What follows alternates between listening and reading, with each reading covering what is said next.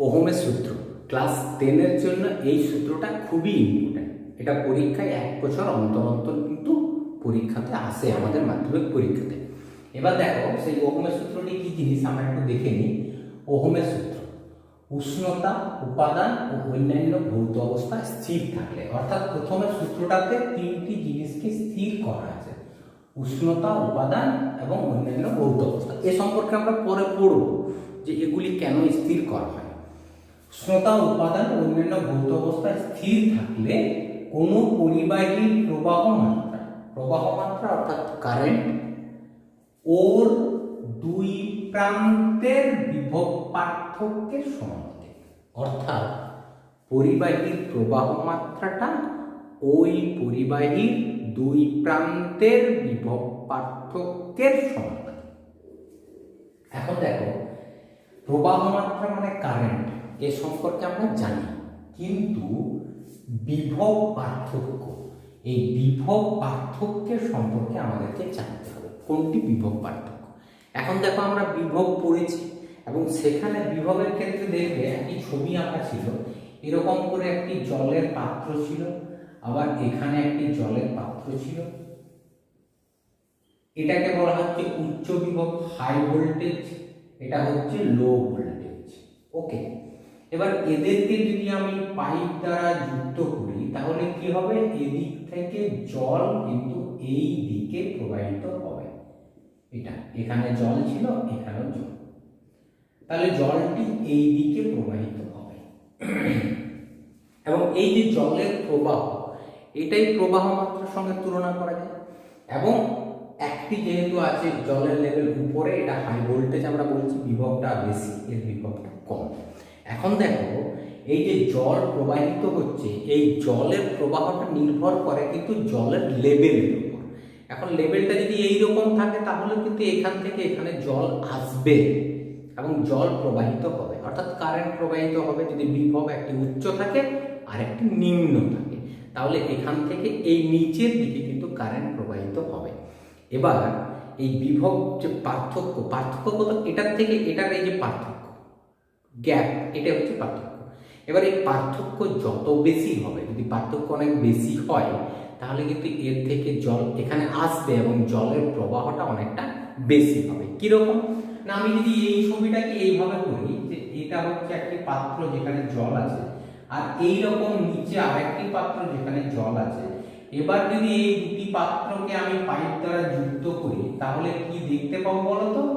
এখান থেকে জল কিন্তু এখানে আসবে, এবং এটাও দেখতে পাবো এই ক্ষেত্রে জলের যে প্রবাহ, তার থেকে এখানে জলের প্রবাহটা অনেক বেশি, এবং জলটি দ্রুত এই পাত্রের থেকে এই পাত্রে আসবে।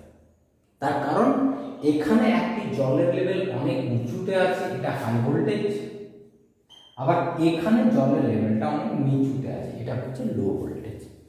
তাহলে এইভাবে যদি একটি জলের পাত্র অনেক উঁচুতে থাকে আর একটি জলের পাত্র যদি নিচুতে থাকে, সেক্ষেত্রে জলের প্রবাহ হয়, এবং প্রবাহটা, জলের প্রবাহ নির্ভর করে যে তাদের ভিতরে পার্থক্যটা কত। যদি পার্থক্য কম থাকে জলের প্রবাহ কম হবে, আবার পার্থক্য যদি বেশি থাকে তাহলে জলের প্রবাহ অনেক বেশি হবে।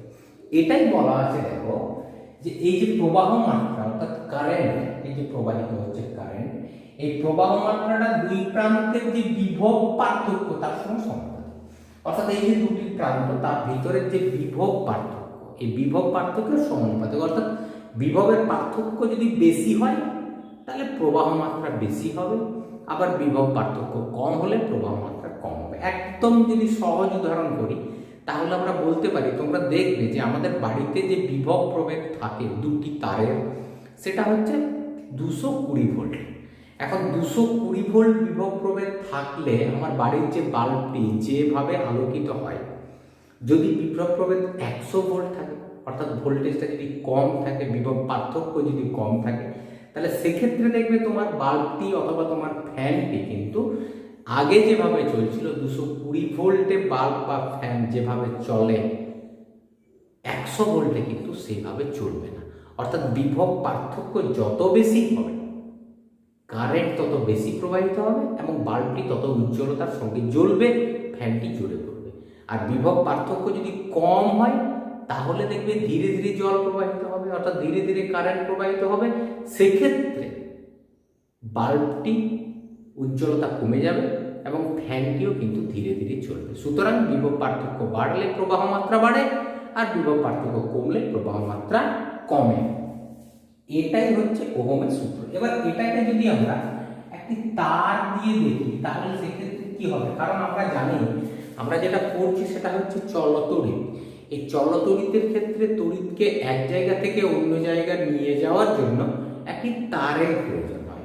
সেই তারটি যদি এই রকমের হয়, দেখো তারটি যদি এই রকমের হয়, আমি একটু মোটা করে আঁকলাম তারটি, এবং এই যে এটা দুটি প্রান্ত, এই প্রান্ত থেকে ওই প্রান্তে যদি কারেন্ট যায়, এটা যদি প্রবাহ মাত্রা কারেন্ট যায় আই, তাহলে নিশ্চয়ই এটা হবে হাই ভোল্টেজ, এটা হাই ভোল্টেজ হবে।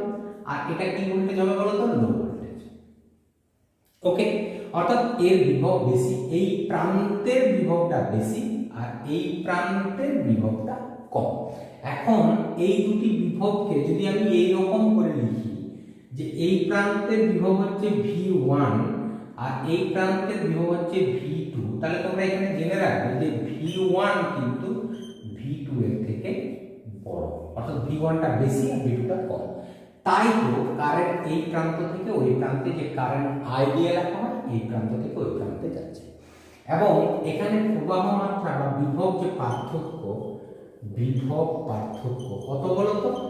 বিভব পার্থক্য হচ্ছে এটা V1 এটা V2, তাহলে পার্থক্য কত? আমরা পার্থক্য কি করে পাই?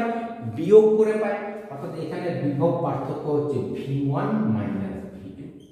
আর এখানকার প্রবাহ মাত্রা যেটা সেটা আমাদের লেখায় আছে, দেখো এখানকার এই প্রবাহ মাত্রাকে আমরা কি দ্বারা লিখেছি বলো তো?